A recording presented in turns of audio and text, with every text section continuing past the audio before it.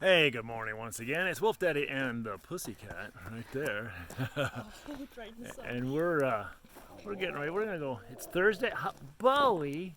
Well, how about you? We could walk you first, huh? We could go for a walk with Bowie. Yeah, let's do that. Oh, so yeah, it's a Thursday. It's a fasting day, so it gives us a little extra time in the morning, and so we can walk some animals. Oh, I'm going to make some kids a little bit jealous because I'm going to walk over and take a leash off of the singing trio's habitat, and then they're going to think, oh, Daddy's taking us for a walk. But in reality, I'll be taking Mr. Bowie. Let's see if there are leashes over here. Usually there are. Babies, what are you babies doing? Hi, tail waggers. What's my princess doing over there? Hi, princess. Daddy's gonna look and see if you got leashes I can snag. Okay. I'll take this one.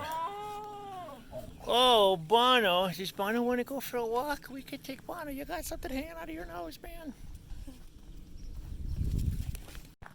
Okay, so we got our little leash. We'll take the little Mr. Bowie. He hasn't taken a walk with Daddy in a while. Well, there's the little man getting to go explore a little bit.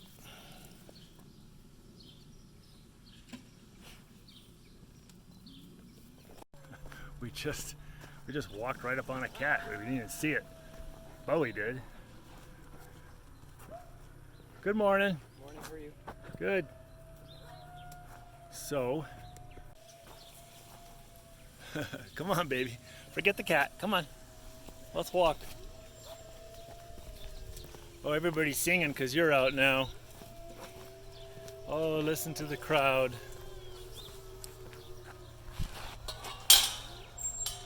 Come on, there you go.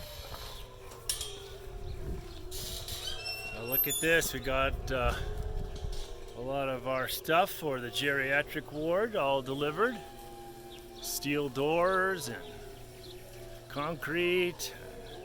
I'm sure that's all concrete there. Concrete block, lumber. Looking good.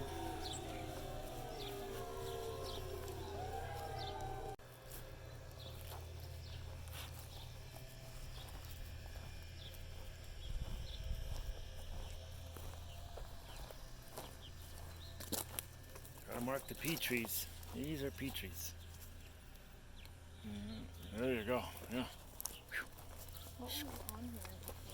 This tree, that's a hinge. So this tree and all these trees in this area right here was a corral probably 100 years ago. Oh. And that hinge was probably way down here at some point in time, and now it's grown. Yeah. And yeah, so I don't like it when people use trees as fence posts, but that's what people do.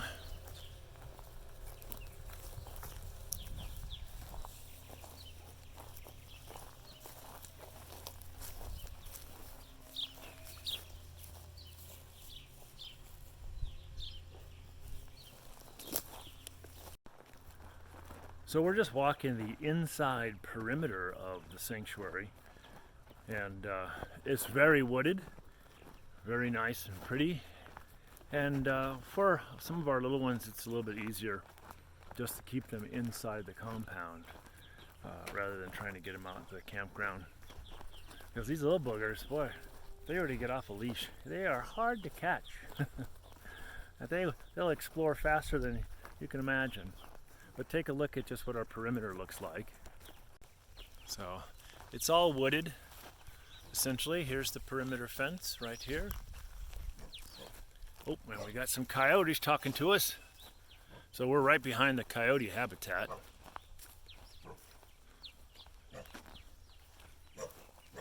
But that's the part of the beauty of Wild Spirit, is that habitats are huge and we're surrounded by woods.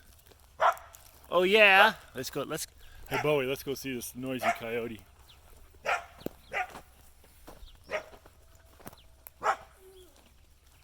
What are you talking about there, Uni baby?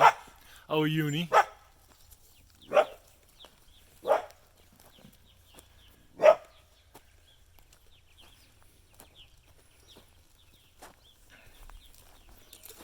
So again, just, you know, trees dividing up some of the habitat so that, you know, animals feel like they're really inside of nature.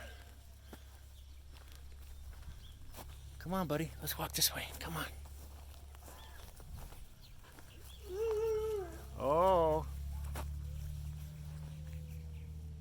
What are you thinking? What are you thinking?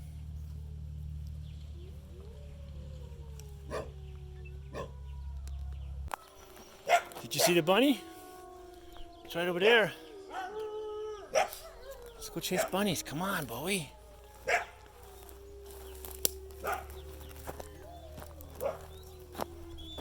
And there's Savannah. The lovely Savannah banana. What's the matter, buddy? Come on, walk with Daddy. Are you worried about something? Oh, you want to go see Banana. She doesn't want to see you.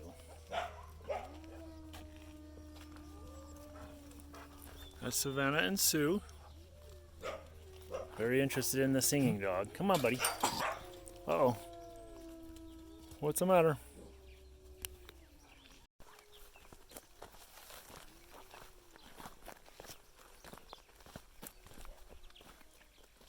So this habitat here is actually not a habitat. It's our 1 acre where it's just a fun time space where animals can be taken in and let them go. And they can goof off in there. There's never any animals living in there, so it's actually quite pristine. We also will bring in like elk carcasses and things and let animals eat them. As a matter of fact, my very first video I ever made, that I believe is somewhere on my YouTube channel, buried, is when the game warden brought a huge elk to us that somebody had hit with their car. And so we brought this huge elk into this 1 acre and then brought in 10 of our 1-year-old puppies, the Arctics and the Timberwolves, and let them eat that carcass. And at the time, when we brought it in, we brought the animals in, I said out loud, I'm like, man, I wish I had a camera. And one of my volunteers says, I've got a camera you can have.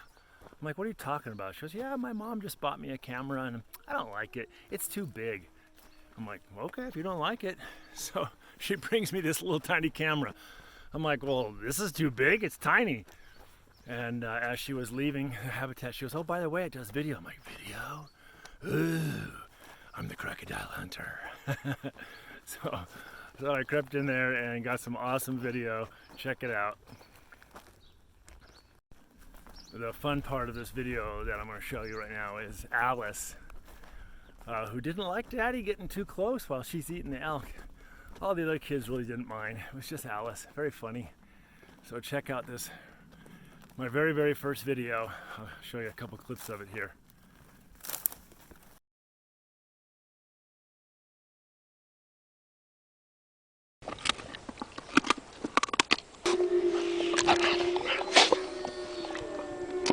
Where else on planet Earth can one man get so close to a group of wolves? Especially a group of wolves that have just had a kill of an elk cow. I'm walking amongst a pack of wolves eating an elk carcass.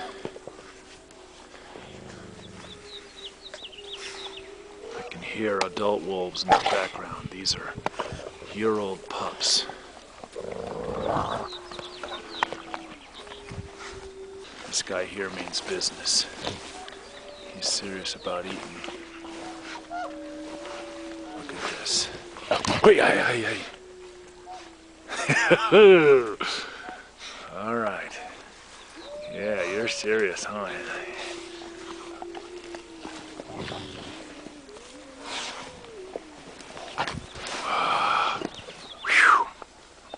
What an adrenaline rush.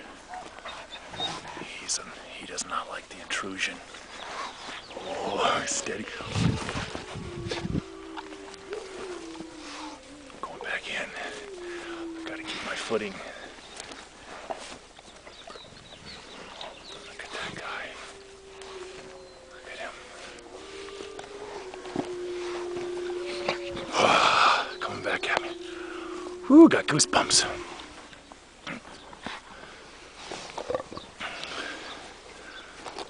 It's just a couple hours before sunset.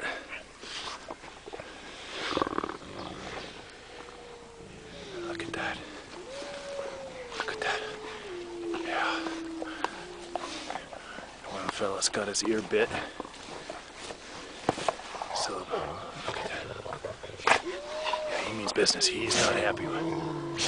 He's very protective of this meal. That guy.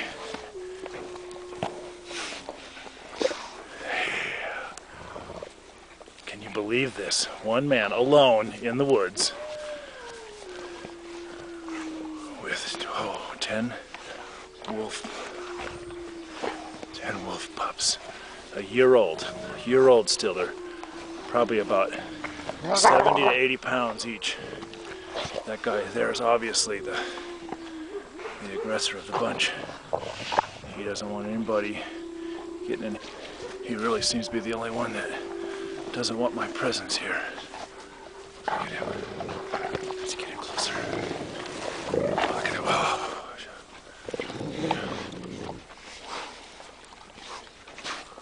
He's gonna.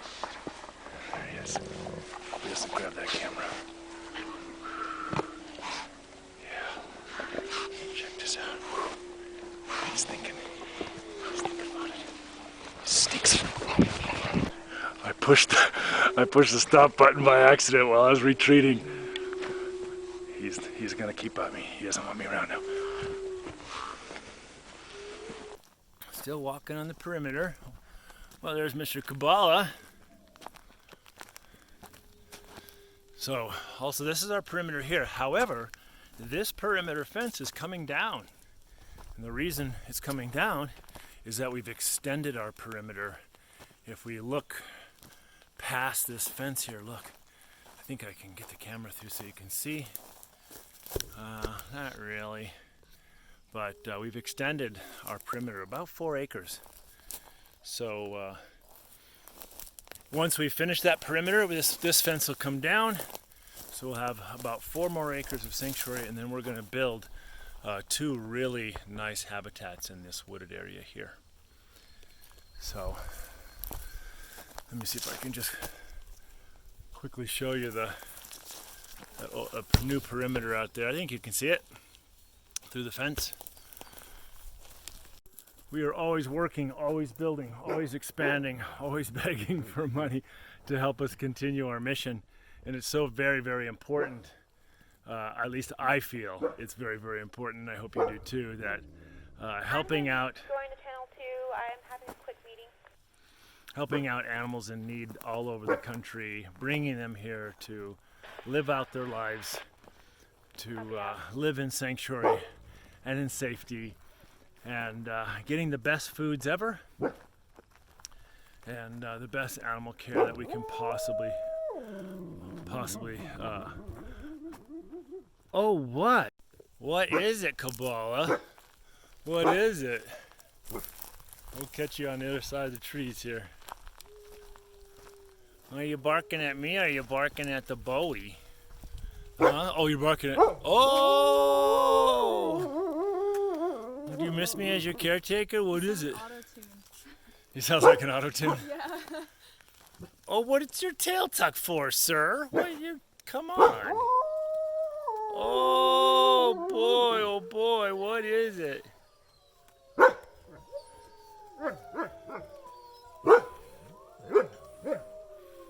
So this habitat was one of the Westeros pack. We actually had to divide it in half. We're gonna now take this divider down. If you recall, last month I asked for some weekend warriors to help us out. No one showed. We wanted to get this divider down. Let's make this habitat one large space so that Kabbalah and Mystique could have that. So I want to, since we're right here at this habitat, I want to tell you one last story and then call this video over. But it's, to me, it's an interesting story and fun story, and it involves Mr. Bowie. So when the singing dogs first arrived, everybody was puppies except for Foxy, and so they lived actually originally in the same habitat that Kabbalah's in now. So we put all 5 singing dogs. This is about half an acre.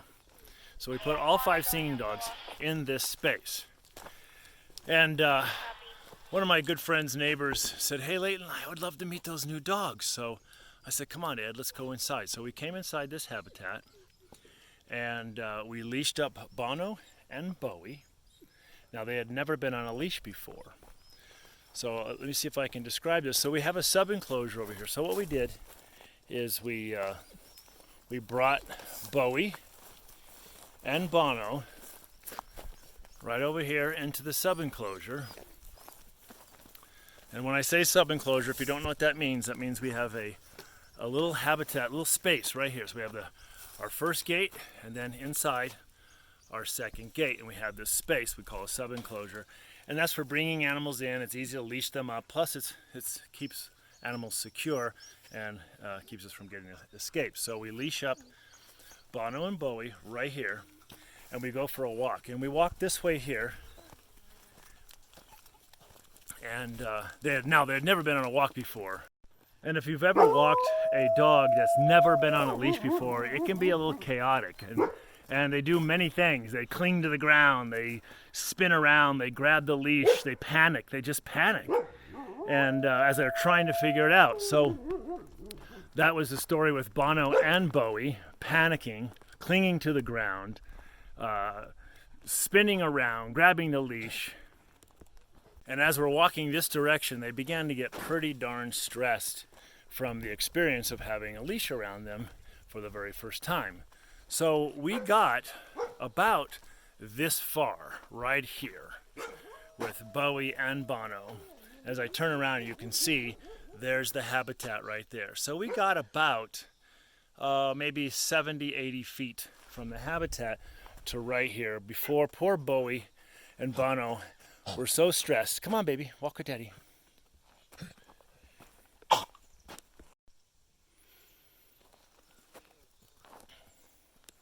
They were so stressed that we're like, okay, let's get them back to their habitat, because these poor little boogers are, losing their little minds for their first walk. So we simply walked them back.